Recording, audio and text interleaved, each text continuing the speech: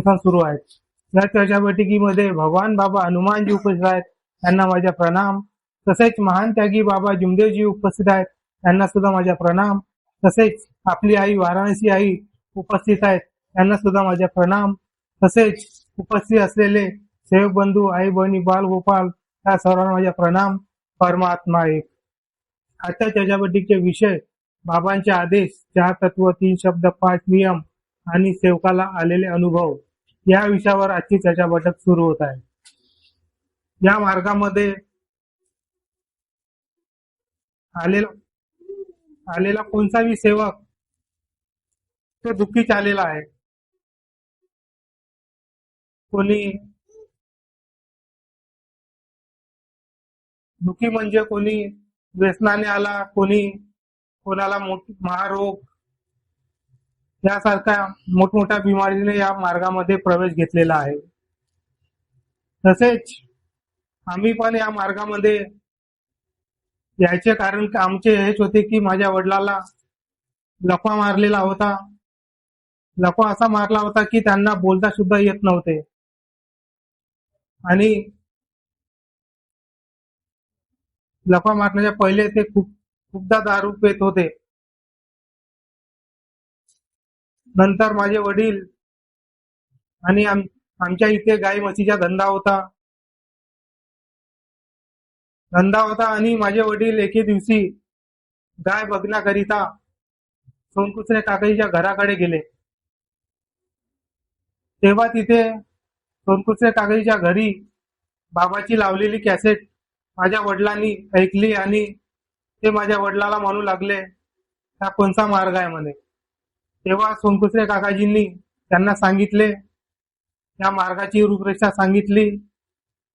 त्यानंतर माझे वडील घरी आले आणि माझ्या आईला म्हणू लागले की आपण पण या मार्गात प्रवेश करूया.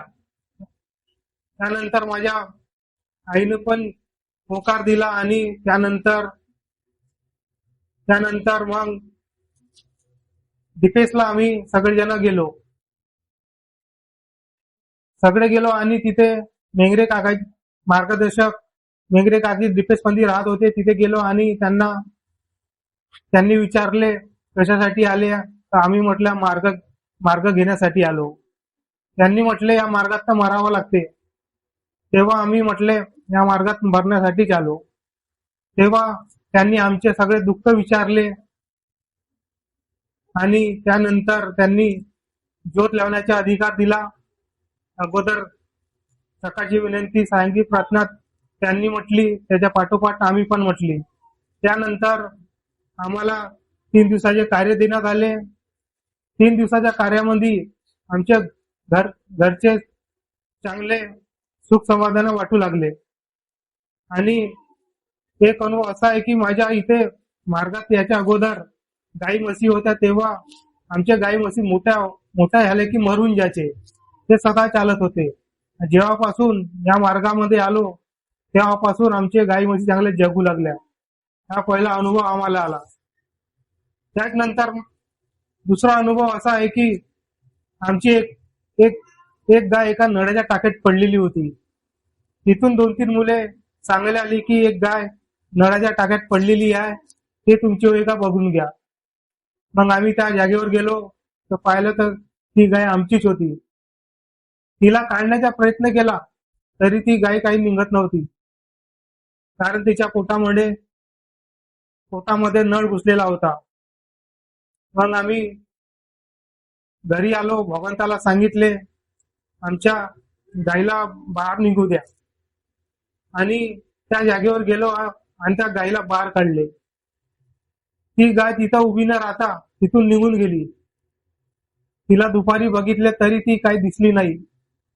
मग सायंकाळी ती स्वतः घरी आली आणि ज्या ठिकाणी नळ घुसलेला होता पोटामध्ये जखम चांगली मोठी झाली होती, त्या जखमीवर आम्ही रोज रक्षा तीर्थ फुका मारून देत होतो. आणि काही दिवसांनी त्या गायीचा घाव सुकला आणि ती बरी झाली. तिसरा अनुभव असाच आहे की आमच्या एका गोरीला कुत्र्याने फोडलेले होते. कुत्र्याने असे फोडले होते की तिला आणण्यासाठी गाडी नेली. तरी त्या गाडीवर येऊ शकत नव्हती. मग आम्हाला वाटलं आता घरी नेलं तरी काही वाचणार नाही, त्या शब्दात म्हटले आणि घरी आलो आणि भगवंताला सांगितले, आमच्या गोरीला कुत्र्याने फोडलेले आहे, तिला घरी येऊ द्या. एवढे शब्द म्हटले आणि रातच्यानी 12 वाजता घरचा दरवाजा उघडून बघतो की ती गोरी दरवाजासमोर उभी होती. ती गोरी आमची होय का म्हणून तिच्या पाठीवर हात फिरून पाहिला तर रक्ताने भरली दिसली. तेव्हा आम्हाला विश्वास झाला ही गोरी आमचीच आहे. त्या गोरीला पण आम्ही रोज रक्षा तिचा फुका मारून देत होतो आणि काही दिवसांनी तिचे गाव सुकला आणि ती पण बरी आली. बाबांचे आदेश 4 तत्व 3 शब्द 5 नियम मी पाडीन तसे तुम्ही पाळा, एवढे 2 शब्द बोलून मी आपली जागा घेतो. सर्वांना माझा नमस्कार.